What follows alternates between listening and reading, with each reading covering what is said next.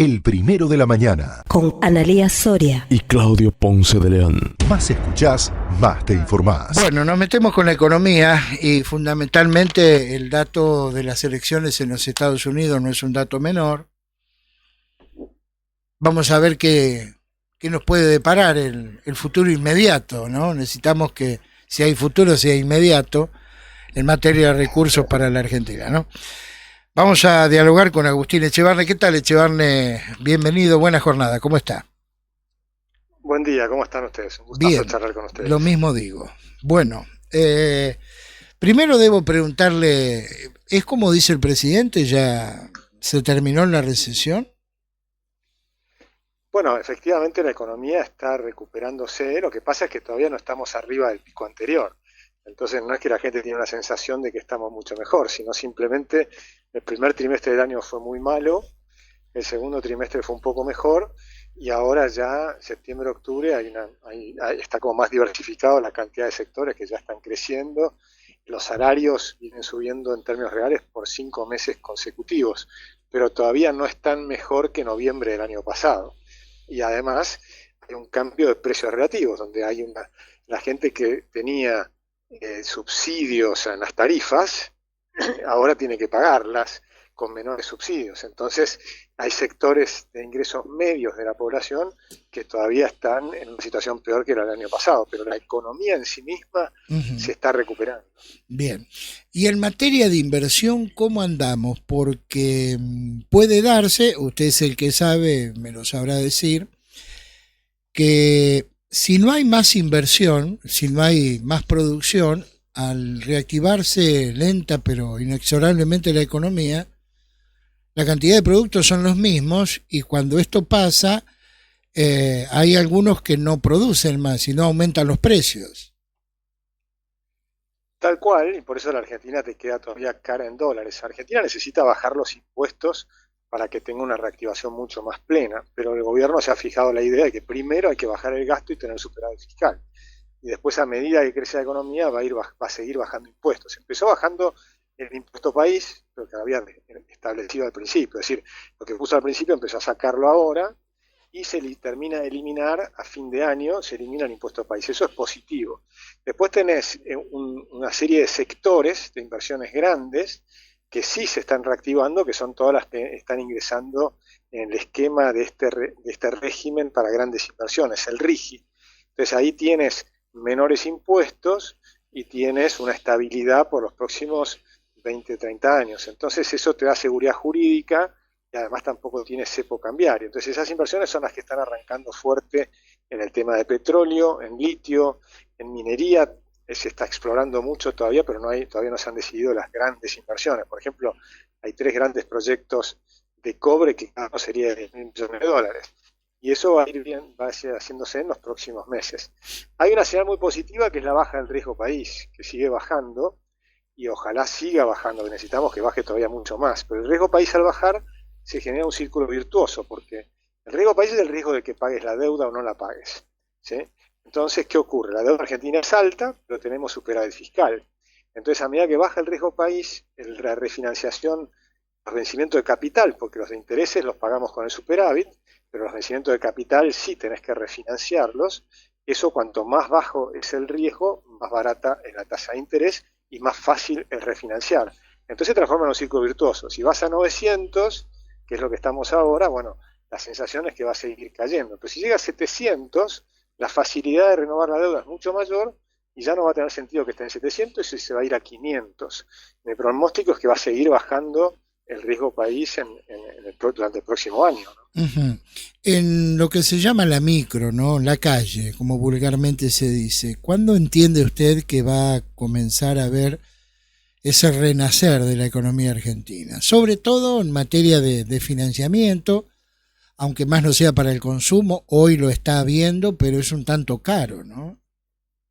Sí, las tasas están bajando, ¿no? O sea, tenemos una tasa al principio de año, las tasas del Banco Central estaban en 270% anual, ahora bajó esta última rebaja a 35% anual, es decir, que empieza a ser más bajas. Más que duplicaron los depósitos en dólares, entonces empieza a aparecer préstamos en dólares a tasas largas. Hay algunas empresas que han obtenido financiamiento muy barato a plazos relativamente más largos, ¿no? Por ejemplo, Pan American Energy y demás, que están abajo del 6% anual. Entonces hay algunas cosas que, pero digamos, el crédito a las hipotecas, el crédito al consumo y demás, se está mejorando, pero va a llevar tiempo, va a llevar tiempo. Estas cosas no se hacen de un día para el otro. Yo creo que la inflación lo que viene a ser mucho más baja que la de este año. El año pasado terminamos 211%. Este año vas a terminar probablemente debajo de 120%. El año que viene debiéramos terminar debajo de 30%, y ojalá más cerca de 20%. El objetivo del gobierno es 18,5%. Y recordemos que hasta ahora el gobierno es el que viene marcando la pauta de la baja de la inflación, y todos los economistas están viendo la baja de la inflación, pero no tan rápido, y la inflación va bajando más rápido de lo que dicen los economistas. Bien. En general. Entonces, de los que están en promedio de los que presentan los pronósticos en el Banco Central, ¿no? ¿Y sobre el futuro inmediato y a mediano plazo del dólar? Bueno, yo lo veo tranquilo, lo veo más o menos como está. En algún momento vamos a salir del cepo cambiario, ahí puede ser que haya un pequeño aumento, pero no le veo grandes movimientos, ¿no? Y lo que preguntabas al principio del tema de que ganó Trump ahora las elecciones en Estados Unidos, eso le abre una posibilidad a la Argentina de llegar a un acuerdo con el Fondo Monetario tal vez más rápido, ¿no? Porque claramente hay buena sintonía entre el presidente Milei y el presidente Trump. Más allá de que hay muchos aspectos de la campaña de Trump que a mí no me gustan, ¿no? Él es más bien un mercantilista, no un liberal. Entonces yo prefiero un mercantilista a un socialista, pero las dos cosas son malas, ¿no? O sea, yo creo que Obama era peor para los Estados Unidos, pero el mercantilismo también es malo, hay que convencerlo de que es importante abrir las economías. Yo creo que hay que impulsar un tratado de libre comercio entre el Mercosur y el NAFTA, o sea, entre Estados Unidos, Canadá y México. Pues si Mercosur y NAFTA hacen un tratado de libre comercio, eso le daría una enorme estabilidad a toda la región. Y las Américas somos 1.000 millones de habitantes, y yo creo que tenemos que empezar a pensar en eso. Somos las Américas, 1.000 millones de habitantes, ¿no? O sea, mucho más que lo que es Europa en tamaño. Entonces, en tamaño de continente y en tamaño de población. Los europeos lograron hacer libre comercio con 0 tasa de aranceles en toda Europa. Transitas por toda Europa sin necesidad de mostrar el pasaporte.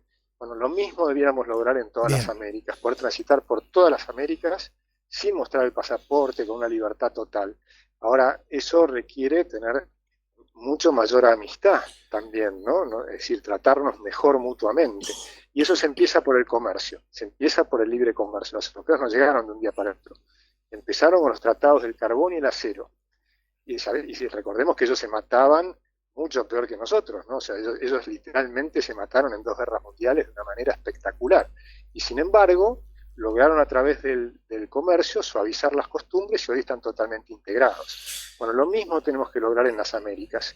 Un libre comercio que nos permita llegar a tener una mucho mayor amistad entre nuestros países, tratarnos mejor y eliminar las fronteras progresivamente. Bien, 2 preguntas finales, cortitas, por cierto. La primera, ¿de cuánto tiempo disponemos, cree usted, para lograr una reprogramación de los pasivos, fundamentalmente los del 2025, y de paso ver si podemos contar con algún fondo fresco para levantar el cepo? Bueno, yo no creo que sea una cuestión tan de tiempos, porque de hecho ya se está haciendo, ¿no? Ya el primer trimestre ya es cubierto, hay varias posibilidades. Lo que se va haciendo es mejorar las posibilidades. Un tratado con el Fondo Monetario permitiría bajar las tasas de interés. Ese tratado permitiría, primero porque el Fondo Monetario te presta a tasas más bajas de interés, pero además al tener un tratado extendido que te den algo de fondos frescos, por lo menos para pagar los vencimientos de capital de los próximos años, eso te permitiría bajar el riesgo país fuerte. Y como te decía, eso ingresás en un círculo virtuoso. Entonces, un tratado hoy, que no sea de un tamaño enorme, como fue Macri, 47.000 millones, no, lo que estamos diciendo es que no te cobren, que te permitan refinanciar los vencimientos de capital de los próximos años, y que ya te lo anticipen hoy. Entonces, eso te permitiría tener una baja del riesgo país, que entras en ese círculo virtuoso, que crece más rápido la economía, crecen más rápido los salarios, entonces es más fácil después, obviamente aumenta la recaudación, es más fácil el superávit fiscal, entonces entras en un círculo virtuoso por todos lados, y con un presidente que va a seguir diciendo que la motosierra es permanente, porque va a seguir bajando los gastos, y que tendría que sumarse la ciudad de Buenos Aires y otras instancias de gobierno que no han hecho recortes de gastos y que tienen que hacerlas. Algunas provincias sí lo están haciendo, pero otras no. Entonces ahí tendrías un panorama para la economía argentina en los próximos 10 años mucho mejor de lo que hemos vivido en los últimos 20 años. Bien, vamos a la última. ¿Cómo interpretar, no desde lo ideológico, sino de lo estrictamente económico, una relación entre dos personas donde una, el presidente Milei, lo quiere todo abierto y desregulado, y la otra todo cerrado y con aumento de aranceles? Bueno, yo creo que Estados Unidos tiene en la cabeza el desafío chino. Entonces, para mí lo que hay que mostrarles a los americanos es este tema que yo digo que las Américas somos 1.000 millones de habitantes. Porque China son 1.400 millones de habitantes y Estados Unidos son 340 millones. Entonces tiene que lograr solidificar sus alianzas en lo que es la América. Pero alianzas en ideas también, ¿no? En ideas de los que defendemos la libertad. Porque el problema de América Latina es que estamos como divididos nuestros países, ¿no? La mitad cree en la libertad y la otra mitad no. Entonces hay que solidificar la mitad que sí cree en la libertad, porque los otros son muy peligrosos. Hemos visto que la izquierda se va corriendo cada vez más hacia la izquierda y puedes terminar en Cuba, Venezuela, ¿viste? O Ecuador, países o lo que está pasando ahora en Bolivia, ¿no? Que tienen riesgos hasta de desintegrarse, porque la perversidad que tiene el socialismo es muy grande.